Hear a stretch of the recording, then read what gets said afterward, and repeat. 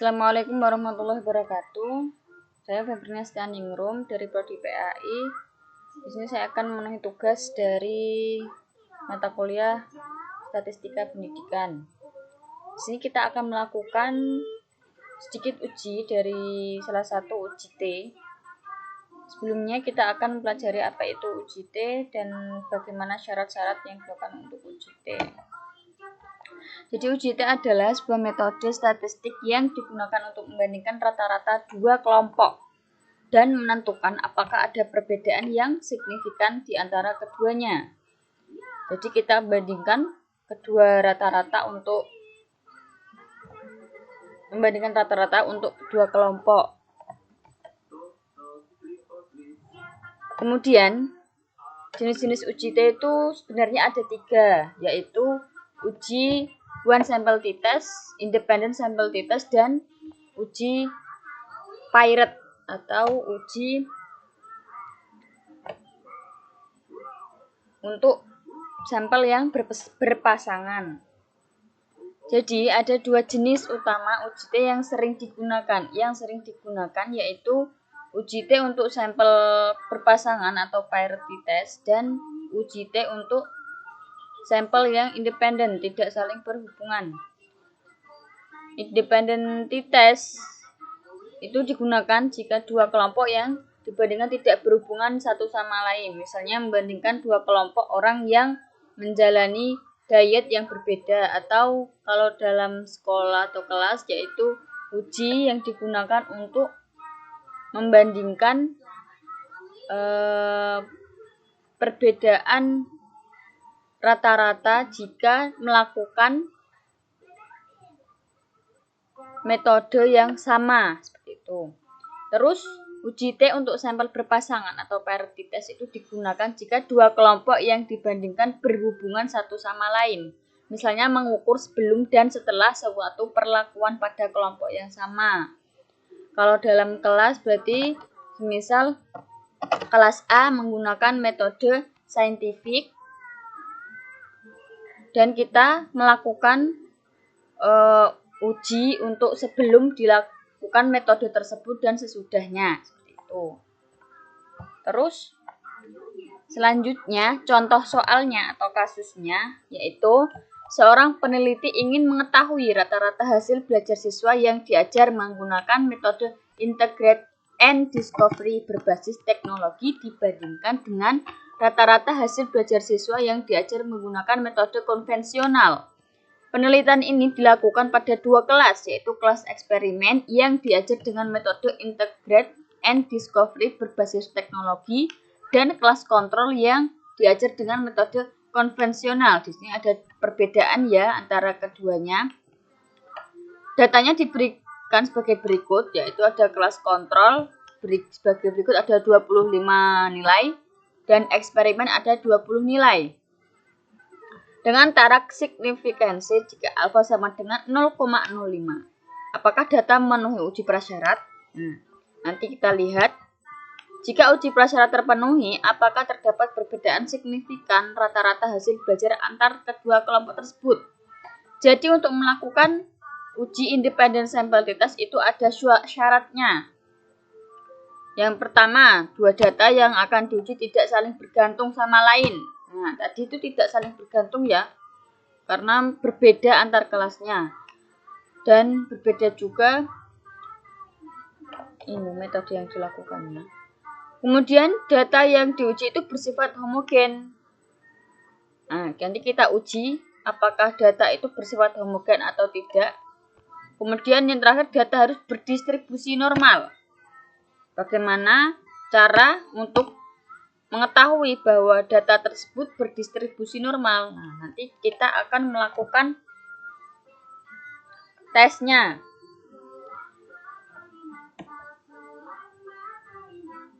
Nah, ini untuk analisis hipotesis pedoman pengambilan untuk kita ketahui nilai tersebut itu kurang dari 0,05 atau tidak.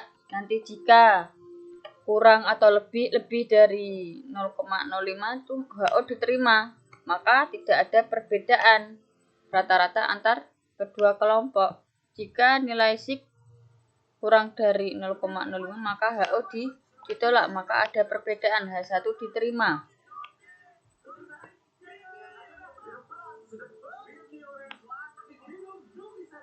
Kita lihat, kita lakukan uji dulu untuk mengetahui. Nah, kita masuk ke variabel view, kita masukkan, kita uji normalitas dulu ya, karena untuk menguji homogenitas itu kita harus melakukan uji normalitas. Data yang itu harus normal. Kita masukkan di sini kontrol. Untuk desimal kita nolkan karena kita tidak menggunakan desimal. Untuk measure scale karena bersifat nominal. Yang kedua, eksperimen, kelas eksperimen.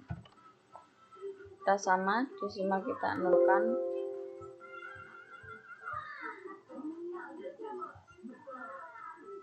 Kita on scale ya.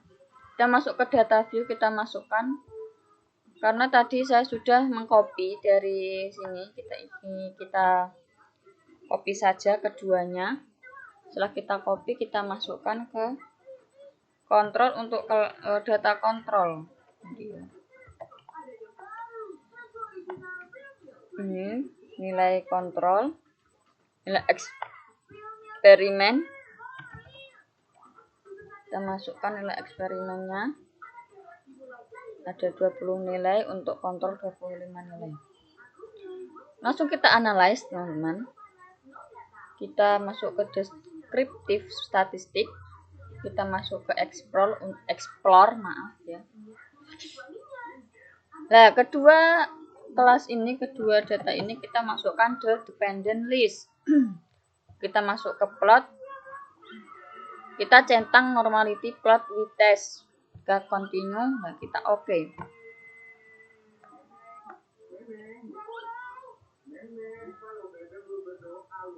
Kita lihat ke test of normality. Mana test of normality?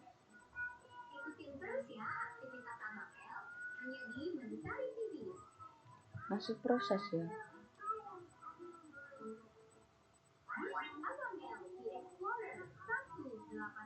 Kita cari test of normality. Sig itu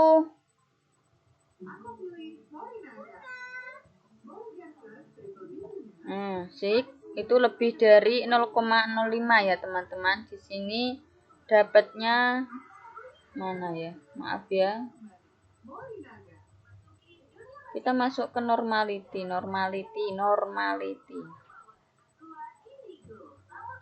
Pelan-pelan saja ke atas terus sampai kita. Nah, test of normality. Ini sig-nya untuk kelas kontrol 0,520. Dan kelas eksperimen 0,232 pada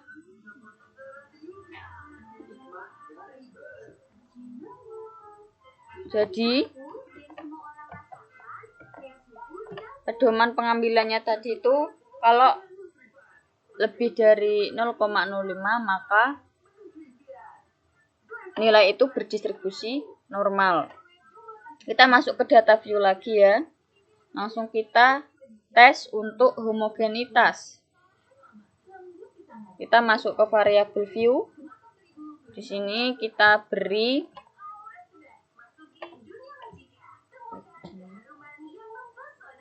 nama nilai. Di sini kita desimalnya kita nolkan. Untuk measure-nya kita scale karena data bersifat nominal. Kita masuk ke yang kedua, kita beri nama kelas. Kita nolkan. Untuk kelas, kita beri label. Kita beri label.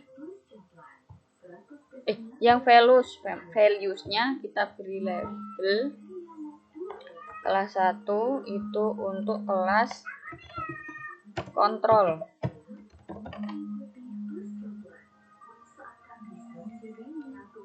Kontrol ya teman-teman, kita add. Untuk kedua kita beri nomor 2 untuk label kelas eksperimen.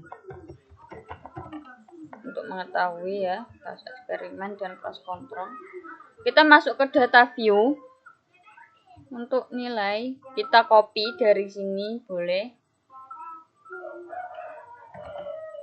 Untuk pemberian nilai nanti kita tumpuk. Apa itu tumpuk? Berikan atas dan bawah, saling bertindihan ya. Ini kita beri label 1 untuk kelas kontrol. Kita copy saja ya, biar cepat. Sampai 25 nilai. Kita beri label 1 untuk kelas kontrolnya. Yang ini kita beri nomor 2, kita copy juga.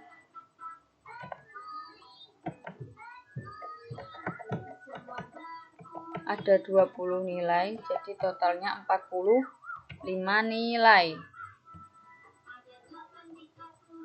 Nah, kita sudah beri semua label kelasnya. Kita analyze teman-teman untuk menguji homogenitas. Kita masuk ke compare means. Kita masuk one way ANOVA, compare means ya teman-teman, one way ANOVA. Nilai kita masukkan ke dependent list. Untuk kelas kita masukkan ke vektor. Option kita centang, tadi pencet option, kita centang homogeneity of variant test. Terus kita continue. Terus kita pencet OK. Kita tunggu. Test of homogeneity-nya itu mendapatkan nilai 0,831. Berarti di sini nilai itu lebih dari 0,05, maka ini saling berhubungan, homogeneity, dia bersifat homogen, saling berhubungan. Jadi kita boleh untuk melanjutkan untuk uji T. Kita masuk sama ya, untuk tampilannya seperti ini. Nilainya kita saling bertumpuk, saling bertindihan. Terus untuk kelasnya kita beri label. Setelah kita beri label seperti ini, yang nilai sama kelas ini ya, ini sama yang ini sama, untuk menguji T. Kita masuk ke analyze, compare means. Karena kita mau independent sample t-test, berarti kita pencet independent sample t-test. Kita masukkan tadi nilai, dimasukkan ke test variable. Untuk kelasnya kita masukkan ke group variable. Nah, seperti ini. Terus kita pencet defense group. Untuk grup 1 kita beri nomor 1 dan grup 2 kita beri nomor 2. Kita pencet continue. Kita OK. Kita akan mendapatkan output independent sample t-test. Di sini kita lihat di seek to tilet. Nah, seek to tilet-nya itu dia 0,000. Di sini kurang dari 0,5. Jadi jika nilai seek tadi kurang dari 0,05, maka HO ditolak. HO ditolak itu tidak ada perbedaan rata-rata antar kedua kelompok. Nah, ini untuk HO ditolak karena seek kurang dari 0,05. Jadi rata-rata hasil belajar kedua kelas tersebut tidak sama. Karena 0,000 ini itu kurang dari 0,05. Seperti itu. Untuk itu, sekian dari saya. Semoga apa yang saya sampaikan ini bermanfaat, dan jika salah atau ada kurangnya, mohon maaf karena saya juga masih tahap belajar dan terus belajar. Jika ada kesalahan, saya ucapkan mohon maaf yang sebesar-besarnya. Untuk kurang lebihnya dari saya cukup sekian. Wassalamualaikum warahmatullahi wabarakatuh.